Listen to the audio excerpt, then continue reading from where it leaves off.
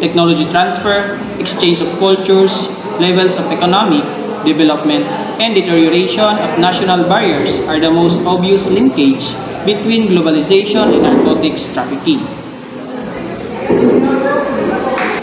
So, globalization, the enhanced integration and interdependency of the world, system through social relations with respect to trade in goods and services, people-to-people contacts, technology transfer, and other forms of interactions affect drug trafficking and abuse globally.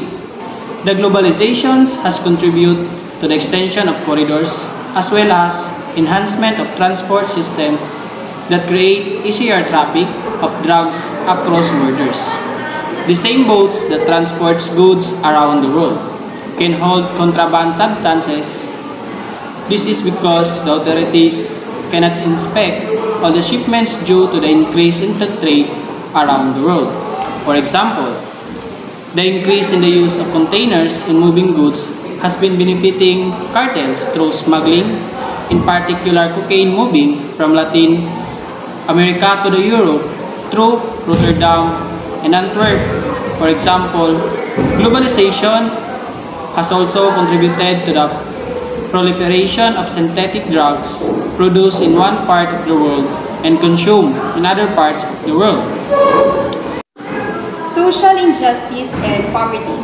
It is unarguable that social injustice and the consequent poverty are different faces of the same coin, since they both complement each other in settings that stage for the drug business, as well as providing people with a rationale to use drugs.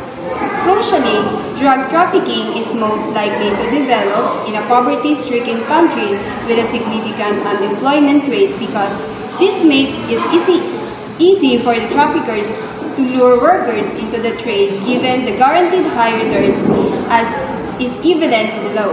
However, where employment opportunities are limited and poverty levels high, such individuals may have no other option than to engage in the drug business, notwithstanding the consequences involved.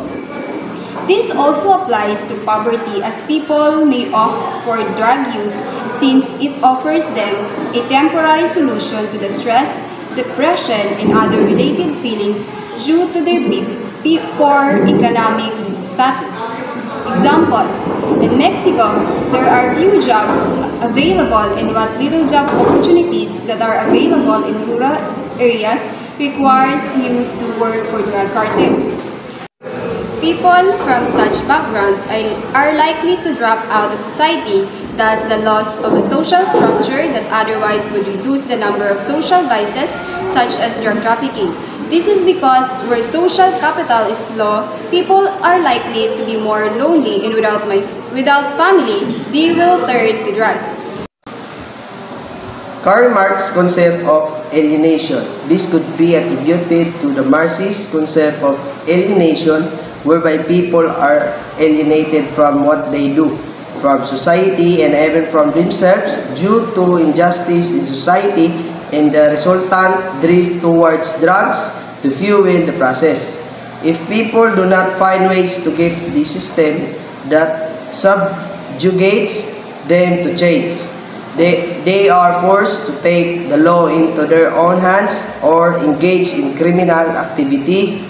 Lastly, social injustice, poverty, and drug trafficking and abuse go hand in hand, in that minorities system being denied their fair chance at equal opportunities and economic stability. Social injustice denies such people opportunities that are legally acceptable in society, thus forcing them to engage in the sale of drugs for their survival. Poor or lack of education. Poor or lack of education and drug trafficking and abuse have a positive relationship, as education determines people's prospects, due process, and strength to avoid substance use and related unlawful deeds. When they fail to get equality education, when their options of what they can do in the future are restricted, which puts them at the mercy of drug business. The restricted learning makes it difficult for people to attain jobs and this in turn creates difficulty in accessing means of income environment.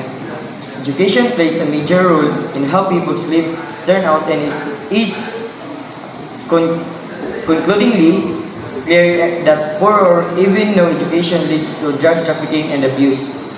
Those who do not have the proper education background are likely to get involved with drugs for the purpose of earning livelihood, or because they do not know the harm that may happen to them. Corruption and anomie are associated with drug trafficking and abuse, as these make a society lack of structure with the common law, rather offering grounds for the commission of vices. Corruption erodes the rule of law and people's confidence. Anomie means people can decide for themselves what is right or wrong, and what they should do or not do. Legally, anyone define, both of them play a role in increasing drug-related activities in the society.